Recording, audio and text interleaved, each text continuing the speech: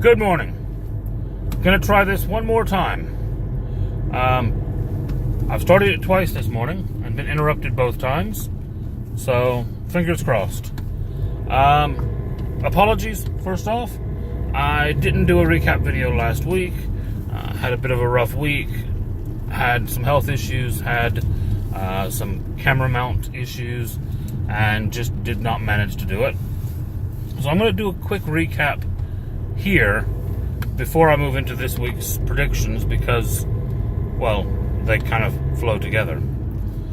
So we picked up last week. The group had just killed the dinosaur. As they continued heading south, the group's wizard decided to cast Sending. Many apologies. He cast Sending to contact the girl they were looking for again. He got a quite inflammatory message, pun intended, basically saying that if they wanted to find her, they could do so just by continuing along the south road, and that they could come and, be incinerated.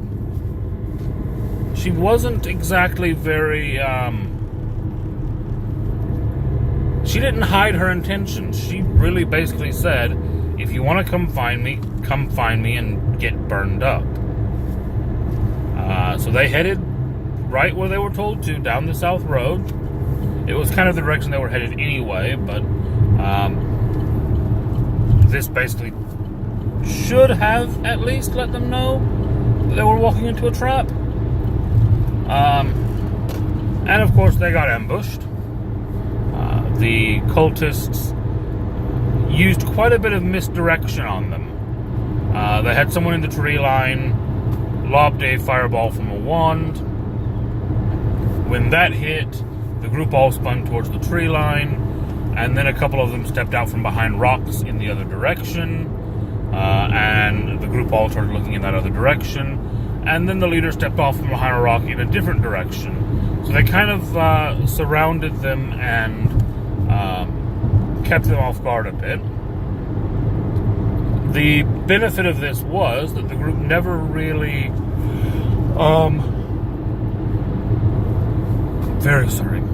the group never really had a lot of great targets to work with. They kept jumping from point to point. The only target they ended up targeting and really focusing in on turned out to be a female tiefling that was a member of the group. Ironically, and this was not necessarily planned to go this way, but it worked out really well that it did. They only managed to kill one member of the group. They thought they killed the leader, but then he fell into the water, and when they tried to find the body, they instead found a rock covered in claw marks. So, hints to the future there.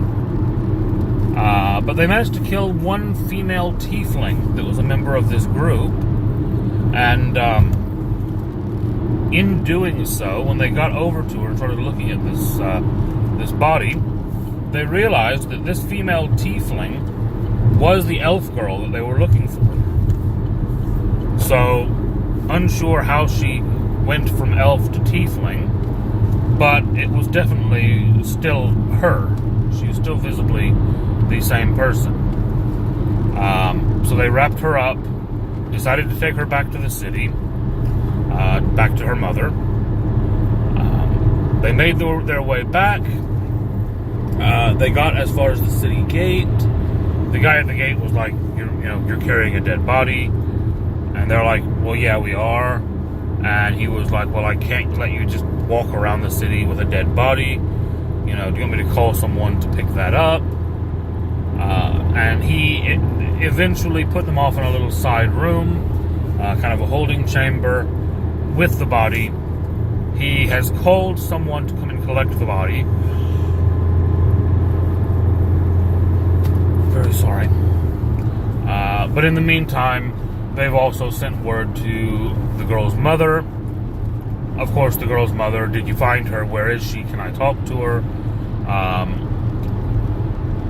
It got a bit confusing then because a couple of members of the group decided that instead of bringing the mother to the gate, they would bring her to the tavern that the group uses as their home base. So the mother rushes to the tavern, meets with the group.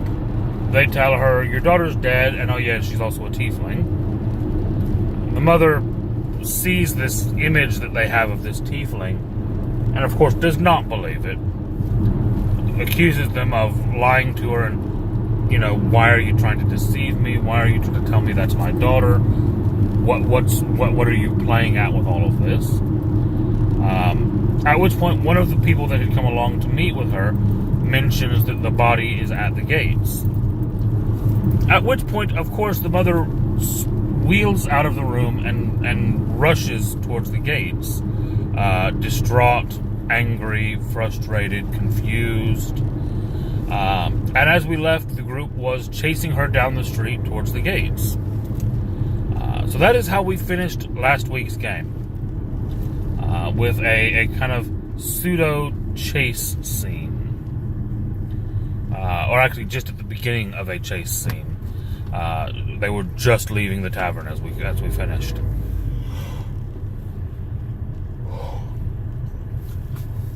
It's far too early on a Monday.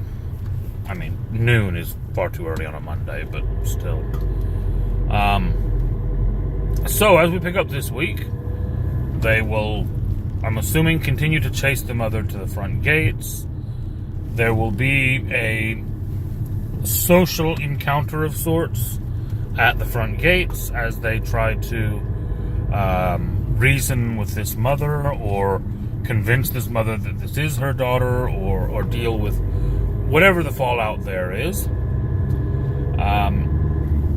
They're also going to be dealing with a bit more confusion because obviously this guy that's radioed in everything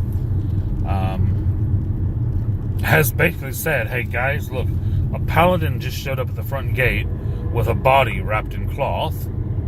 That's going to cause some interest. Especially, among the other paladins who, the last time he checked in with them, he was in the city, in the sewers, or outside the sewers, where they told him not to go. And he never checked out of the city. When you leave town as a paladin, and this is something that I need to really cover in detail with the player, that I don't remember if I've really brought it up in detail or not. If you're going out on a patrol or something, you would normally, at the gate, let them know you're not in the city anymore. He didn't leave by the gate. He left by teleporting into the sewers, or into the tunnels, and then teleporting outside the city. So, yeah, there may be a bit of confusion of like, well, you weren't, when did you leave? A few hours ago you were asking us about entry to the sewers and we said no. And now you're coming back into the city from outside with a dead body. Bit of confusion there. And then, of course, if they find out that the body is a tiefling, well, that's going to really spark things because they've been dealing with these tieflings attacking people. These demons attacking people. So there'll be some confusion with the mother, some confusion possibly with the paladins.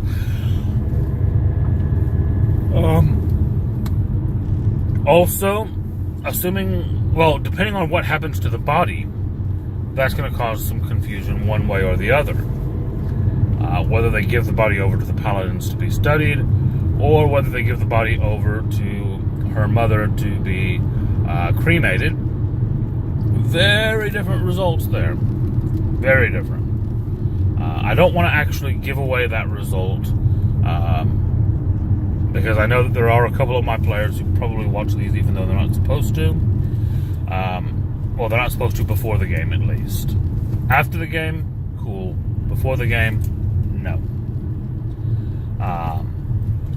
But I'd like that element, if it does happen, to be a complete surprise to the players.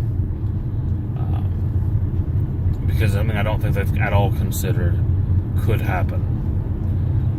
So I'm not going to talk about that today, but that will kind of give an idea of where we are in the game. I'm not really expecting there to be much combat tonight. I am expecting a night of more social encounters. There may end up being some combat. It is possible. I'll never say that it's not possible, but I'm not relying on it for the storytelling tonight. The story elements that I want to cover off tonight can all be done without combat, except one, which would be a complete surprise if it happens. And the group would have to trigger it themselves. But we'll see. We'll see. That's going to be all for today.